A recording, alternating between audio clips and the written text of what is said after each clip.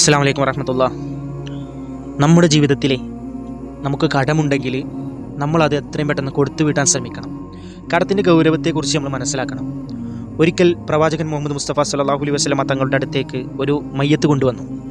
അപ്പോൾ നബി സല്ലല്ലാഹു അലൈഹി വസല്ലമ തങ്ങൾ ചോദിച്ചു, ഈ മയ്യത്തിൻ്റെ മേലിൽ കടമുണ്ടോ എന്ന് ചോദിച്ചപ്പോൾ സ്വഹാബത്ത് പറഞ്ഞു, അതേ നബിയെ, കടമുണ്ട്. അപ്പോൾ പ്രവാചകൻ സ്വഹാബത്തിനോട് ചോദിച്ചു, ഈ മയ്യത്തിൻ്റെ കടം ആരെങ്കിലും ഏറ്റെടുക്കാൻ തയ്യാറാണോ എന്ന് ചോദിച്ചപ്പോൾ ആരും അതിന് തയ്യാറായില്ല.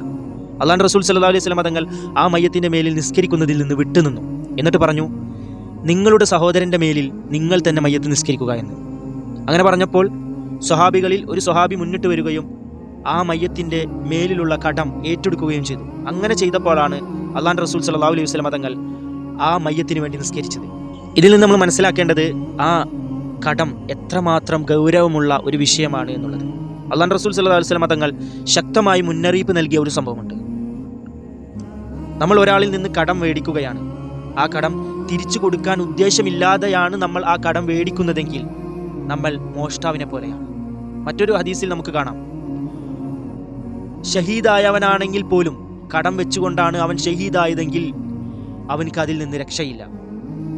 അപ്പോൾ ഇതിൽ നിന്ന് നമ്മൾ മനസ്സിലാക്കേണ്ടത്, എത്ര നല്ല രീതിയിൽ ജീവിച്ചാലും കടമുണ്ടെങ്കിൽ ആ കടം നമ്മളെ പിടികൂടുക തന്നെ ചെയ്യും.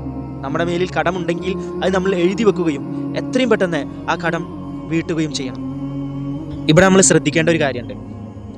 നമ്മൾ ഒരാളിൽ നിന്ന് കടം മേടിച്ചു കഴിഞ്ഞാൽ അവർ ഫോൺ വിളിക്കുമ്പോൾ നമ്മൾ തീർച്ചയായിട്ടും നമ്മൾ ഫോൺ എടുക്കണം. എന്നിട്ട് അവരോട് സത്യസന്ധമായി കാര്യങ്ങൾ അവതരിപ്പിക്കണം. കടം മേടിച്ചിട്ടുണ്ടെങ്കിൽ അത് കൊടുക്കാനുള്ളൊരു മനസ്സ് നമുക്ക് വേണം.